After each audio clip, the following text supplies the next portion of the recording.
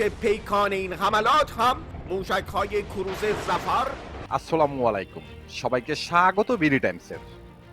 অনেকের মনে প্রশ্ন, যুক্তরাষ্ট্র, ইসরায়েল, পশ্চিমা বিশ্বের পাশাপাশি মধ্যপ্রাচ্যের এত পরিমাণ আরব দেশ ইরানের শত্রু হওয়ার পরেও কেন ইরানের সাথে যুক্তরাষ্ট্র এবং ইসরায়েল সরাসরি একটি দীর্ঘ যুদ্ধে যাচ্ছে না, ইরানকে শেষ করতে পারছে না? এর কারণ কি? ইরান কি সামরিকভাবে এতটাই শক্তিশালী যে পৃথিবীর সর্বোচ্চ শক্তিশালী দেশগুলো একত্রিত হয়েও ইরানের সাথে একটি দীর্ঘ যুদ্ধে যেতে ভয় পাচ্ছে?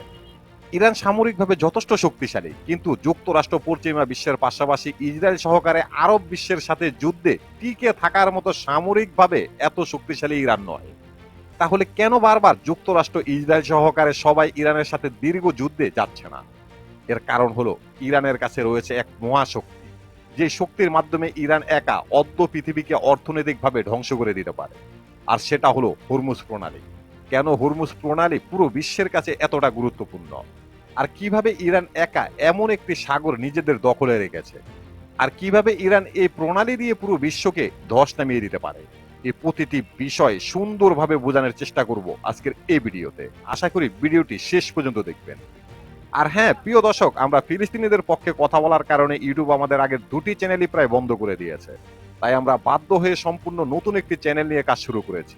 আপনাদের সহযোগিতা ছাড়া আমরা এগোতে পারবো না, তাই দয়া করে চ্যানেলটি সাবস্ক্রাইব করে দিন।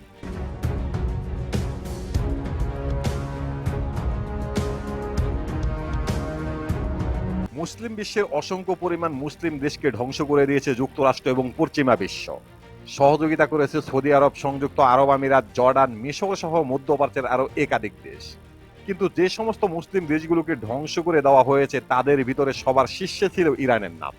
কিন্তু ইরানের সাথে কেউ একটি সর্বাধিক যুদ্ধে যেতে সাহস করেনি। ইসরায়েলের সাথে ইরানের শত্রুতা 1979 সালের পর থেকে। যুক্তরাষ্ট্রের সাথে ইরানের শত্রুতা চরম আকার ধারণ করে 2002 সাল থেকে। সাবেক মার্কিন প্রেসিডেন্ট জর্জ ডব্লিউ বুশ 2008 সালে ইরানের সাথে যুদ্ধ ঘোষণা করে, কিন্তু সরাসরি ইরানের সাথে যুদ্ধে জড়ায়নি। 2018 সালে মার্কিন প্রেসিডেন্ট ডোনাল্ড ট্রাম্প ইরানের সাথে সরাসরি যুদ্ধ ঘোষণা দেয়, কিন্তু শেষ পর্যন্ত ইরানের সাথে যুদ্ধে জড়ায়নি। 2025 সালে হঠাৎ করে ইরানের উপরে যুক্তরাষ্ট্র এবং ইসরায়েল একটি আতঙ্কিত হামলা শুরু করে। মাত্র 12 দিনের মাথায় হঠাৎ করে যুক্তরাষ্ট্রের প্রেসিডেন্ট ডোনাল্ড ট্রাম্প নিজের থেকেই যুদ্ধবিরতি ঘোষণা দেয়, কারণ ইরানের সাথে যুদ্ধটা দীর্ঘ করতে কিংবা চালিয়ে যেতে রাজি নয়। আরও একটি কারণ রয়েছে, ইরান ঘোষণা দিয়েছিল তারা দীর্ঘ যুদ্ধের প্রস্তুতি নিচ্ছে এবং যে কোনো সময় হরমুজ প্রণালী বন্ধ করে দেবে।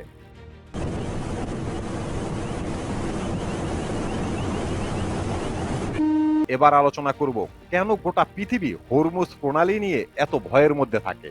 হরমুজ প্রণালী কেন এতটা গুরুত্বপূর্ণ? প্রায় 12 দিন ধরে চলা এই সংঘাতে বারবারই একটি নাম উচ্চারিত হয়েছিল, সেটা হলো হরমুজ প্রণালী। হরমুজ প্রণালী দিয়ে প্রতিদিন বিশ্বের প্রায় 1/4 অংশ তেল পরিবহন করা হয়। এর আগে অতীতেও খারাপ পরিস্থিতির সময় ইরান কয়েকবার ঘোষণা দিয়েছিল ইরানের সাথে যুদ্ধে জড়ালে ইরান হরমুজ প্রণালী বন্ধ করে দেবে। ইরান যদি হরমুজ প্রণালী বন্ধ করে দেয় তাহলে বিশ্বের অর্থনীতি ধ্বংসের কিনারায় গিয়ে পৌঁছাবে। অনেক দেশ দুর্ভিক্ষ দেখবে। মধ্যপ্রাচ্যে ইরান বিরোধী আরব দেশগুলোর অর্থনীতি একেবারেই ধ্বংস হয়ে যাবে। হরমুজ প্রণালী পারস্য উপসাগরে যাওয়ার একমাত্র সমুদ্র প্রবেশ পথ। এর এক পাশে ইরান, অন্য পাশে ওমান, সংযুক্ত আরব আমিরাত। এই প্রণালী দিয়ে প্রতিদিন বিশ্বের মোট তেল সরবরাহের 1/4 অংশ, প্রায় 2 কোটি ব্যারেল তেল এবং বিপুল পরিমাণ তরলকৃত গ্যাস পরিবহন করা হয়। এই প্রণালী পারস্য উপসাগরকে ওমান সাগর এবং আরব সাগরের সাথে যুক্ত করেছে। ভৌগোলিকভাবে বলতে গেলে প্রণালীটি পারস্য উপসাগরকে সরাসরি ওমান সাগরের সঙ্গে যুক্ত করে এবং এই পথ ধরে চলা জাহাজগুলো আরব সাগর তথা ভারত সাগরে প্রবেশ করে। যুক্তরাষ্ট্রের জ্বালানি তথ্য সংস্থা হরমুজ প্রণালীকে বিশ্বের সবচেয়ে গুরুত্বপূর্ণ তেল পরিবহনের পথ বলে বর্ণনা করেছে। প্রণালীটির সবচেয়ে সরু অংশ 33 কিলোমিটার কিংবা 21 মাইল চওড়া, তবে জাহাজ চলাচলের পথ আরো সরু, মাত্র 3 কিলোমিটার, যা 2 মাইল চওড়া।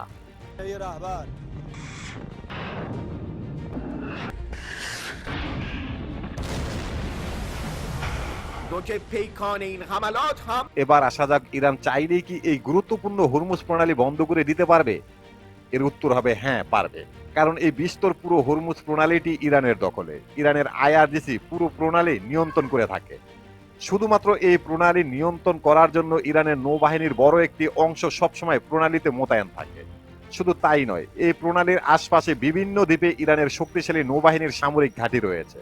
যদিও সংযুক্ত আরব আমিরাত, ওমান, বাহরাইন সহ আরো কয়েকটি আরব দেশের সাথে এই সমস্ত দ্বীপগুলো নিয়ে ইরানের দ্বন্দ্ব বিদ্যমান, কিন্তু ইরান কখনো তাদের মালিকানা ছাড়েনি এবং দখল থেকে সরে যায়নি। আর এই সমস্ত দ্বীপগুলো থেকে ইরান খুব ভালোভাবে পুরো হরমুজ প্রণালীর উপরে সফলভাবে নজরদারি চালাতে পারে। ইরাক ইরান যুদ্ধের সময় ইরান এই প্রণালী সম্পূর্ণভাবে কাজে লাগিয়েছিল। তখন ইরান এই প্রণালী দিয়ে কোনো বাণিজ্যিক জাহাজ চলাচল করতে দেয়নি। যুক্তরাষ্ট্রের জাহাজ পর্যন্ত রক্ষা পায়নি ইরানের হাত থেকে। তখন ইরান খুব ভালো করে বুঝতে পেরেছে এই প্রণালী ইরানের জন্য কতটা গুরুত্বপূর্ণ, আর ইরান খুব সুন্দরভাবে তা দখল করেছে। طراحی فرماندهان سپاه دفاع از جزیره های ایرانی با شلیک کوبنده موشک‌ها و آتش پیش برنده در ساحل است. এবার আসা যাক ইরান কিভাবে এই পুরো হরমুজ প্রণালী নিজেদের দখলে রাখলো। যুক্তরাষ্ট্র এবং আরব বিশ্ব কেন এখানে হস্তক্ষেপ করতে পারছে না? এই হরমুজ প্রণালী নিয়ে 2008 সালে ইরানের সাথে যুক্তরাষ্ট্র এবং আরব বিশ্বের ভয়ানক দ্বন্দ্ব সৃষ্টি হয়। ইরান কখনো হরমুজ প্রণালী নিয়ন্ত্রণ ছাড়তে রাজি হয়নি। এই হরমুজ প্রণালী নিয়ে যুক্তরাষ্ট্রের সাথে ইরানের ছোটখাটো যুদ্ধও হয়েছে। মধ্যপ্রাচ্যে ইরানের শক্তিশালী নৌবাহিনী এবং যুক্তরাষ্ট্রের মিত্র আরব দেশগুলোর কথা বিবেচনা করে যুক্তরাষ্ট্র ইরানের হাত থেকে হরমুজ প্রণালী আদায় করতে পারেনি। অবশেষে যুক্তরাষ্ট্র আরব দেশগুলোর সহযোগিতা নিয়ে হরমুজ প্রণালীকে নিয়ন্ত্রণ রাখার জন্য বাহরাইনে মোতায়েন করেছে তাদের পঞ্চম নৌবহর, যার মাধ্যমে তারা শুধুমাত্র হরমুজ প্রণালীর উপরে নজরদারি চালাতে পারে, কিন্তু আন্তর্জাতিক জলসীমা অতিক্রম করতে পারে না। এখন প্রশ্ন হলো ইরান কিভাবে এই হরমুজ প্রণালী বন্ধ করে দিতে পারে? যদি ইরানের সাথে যুক্তরাষ্ট্র এবং ইসরায়েল সরাসরি যুদ্ধে জড়ায়, তখন ইরানের পক্ষ থেকে আনুষ্ঠানিকভাবে ঘোষণা দিবে যে তারা হরমুজ প্রণালী বন্ধ করে দিয়েছে। এরপর তারা তাদের নৌবাহিনীর মাধ্যমে পুরো হরমুজ প্রণালীতে নজরদারি চালাবে। পাশাপাশি এই প্রণালীর আশপাশে ইরানের বিভিন্ন সামরিক ঘাঁটি থেকে নজরদারি চালাবে। এর চেয়েও ভয়ঙ্কর পথ সেটা হলো ইরান বিস্তর হরমুজ প্রণালীতে শক্তিশালী মাইন পুঁতে রাখবে, যেন একটি জাহাজও হরমুজ প্রণালী দিয়ে চলাচল করতে না পারে। যদি চলাচল করে, প্রথমে তাদের মোকাবেলা করতে হবে ইরানের পুঁতে রাখা মাইনগুলোকে। এরপর রয়েছে ইরানের শক্তিশালী নৌবাহিনী, তাছাড়াও রয়েছে বিভিন্ন দ্বীপে ইরানের নৌবাহিনীর সামরিক ঘাঁটি, যাদের বৈধ টার্গেটে পরিণত হবে জাহাজগুলো। دفاع از جزیره های ایرانی با شلیک کوبنده موشک‌ها و آتش پیش برنده در ساحل। এখন প্রশ্ন হলো, যদি এই প্রণালী বন্ধ হয়ে যায় তাহলে যুদ্ধে ইরান কতটা সফল হবে? যদি হরমুজ প্রণালী বন্ধ হয়ে যায় তাহলে প্রথমে ইরানের যে সুবিধাটা হবে সেটা হলো নৌপথে ইরানের উপরে কেউ আক্রমণ চালাতে পারবে না। পুরো সমুদ্রপথ ইরান একা রাজত্ব করবে এবং ইরানের নৌবাহিনীর মাধ্যমে ইরান যুদ্ধ পরিচালনা করতে পারবে।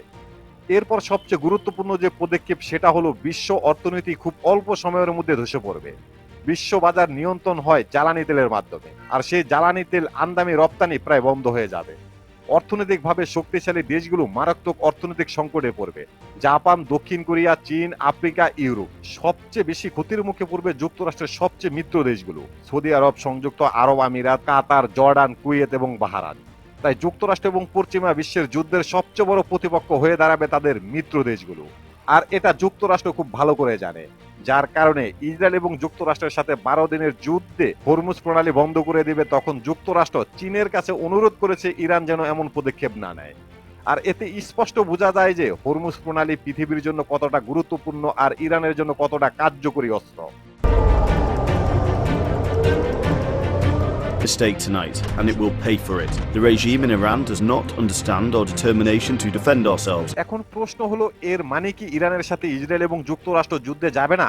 অবশ্যই যাবে। তারা এর জন্য উপযুক্ত প্ল্যান তৈরি করেছে এবং করছে, যেমন লেবাননের হিজবুল্লাহকে দমিয়ে দেওয়া, সিরিয়ার সরকারের পতন ঘটানো, ইয়েমেনের উপরে একের পর এক হামলা পরিচালনা করা, মধ্যপ্রাচ্যের বিভিন্ন দেশে সামরিক অস্ত্র জড়ো করা, সবশেষ ফিলিস্তিনের সাথে একটি যুদ্ধবিরতি চুক্তির মাধ্যমে শান্তি চুক্তি বজায় রাখা। এই সবকিছু ইরানে আক্রমণ করার একটি শক্তিশালী প্ল্যান এবং পদক্ষেপ। তবে যুক্তরাষ্ট্র এবং ইসরায়েলের এমন পরিকল্পনা ইরানও খুব ভালো করে জানে, তাই ইরানও বসে নেই। ইরানও একটি সর্বাধিক যুদ্ধের প্রস্তুতি নিচ্ছে। তারাও তাদের সমস্ত নিষেধাজ্ঞা কিংবা চুক্তি ভঙ্গ করে নতুন নতুন বেশ কিছু মরণাস্ত্রের সফল পরীক্ষা করেছে। আর এসব অস্ত্রগুলোর মধ্যে আখির আল জামান অন্ত মহাদেশীয় ব্যালিস্টিক ক্ষেপণাস্ত্র অন্যতম।